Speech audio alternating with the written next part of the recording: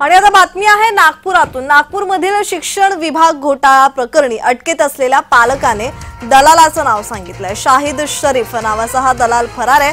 शरीफ याचं कार्यालय पोलिसांनी बंद केलंय। जय महाराष्ट्रने काही दिवसांपूर्वी ही बातमी दाखवली होती आणि त्यानंतर शिक्षण विभाग खडबडून जागा झालेला आहे। जय महाराष्ट्रने हा घोटाळा उघडकीस आणला होता आणि त्यानंतर कारवाईला वेग आलाय।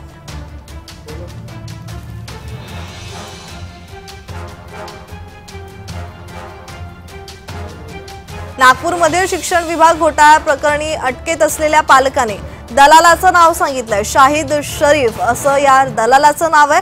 शरीफ याचं कार्यालय पोलिसांनी बंद केलंय। तर जय महाराष्ट्र वृत्तवाहिनीने काही दिवसांपूर्वी ही बातमी दाखवली होती आणि त्यानंतर कारवाईला वेग आलाय।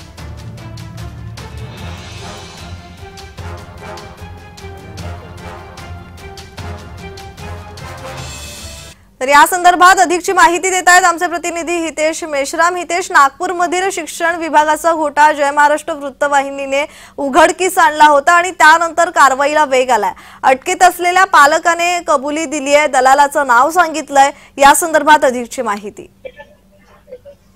नक्कीच काल पहिला पालक जो आहे पोलिसांच्या अटकेमध्ये आलेला आहे आणि त्याच्यासोबत जी काही माहिती आपल्याला प्राप्त झालेली आहे, पोलिसांनी जी चौकशी केली त्या संदर्भात आपल्याला माहिती मिळालेली आहे की एक जो मोठा दलाल नागपूरचा आहे शाहिद शरीफ हा दलाल आहे आणि यांनी नागपुरात हजारो अशा ऍडमिशन जे आहेत लहान मुलांच्या केल्या आहेत।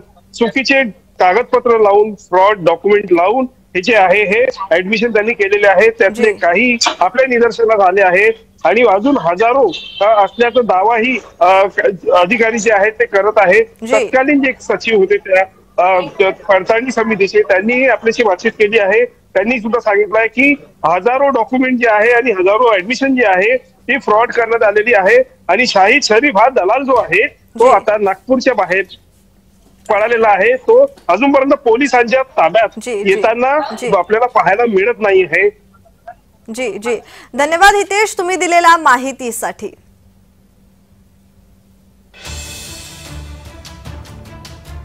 नागपूरमध्ये शिक्षण विभाग घोटाळा प्रकरण अटकेत असलेल्या पालकानं दलालाचं नाव सांगितलंय। तर शाहिद शरीफ नावाचा हा दलाल फरार आहे। शरीफ याचं कार्यालय पोलिसांनी सध्या बंद केलंय।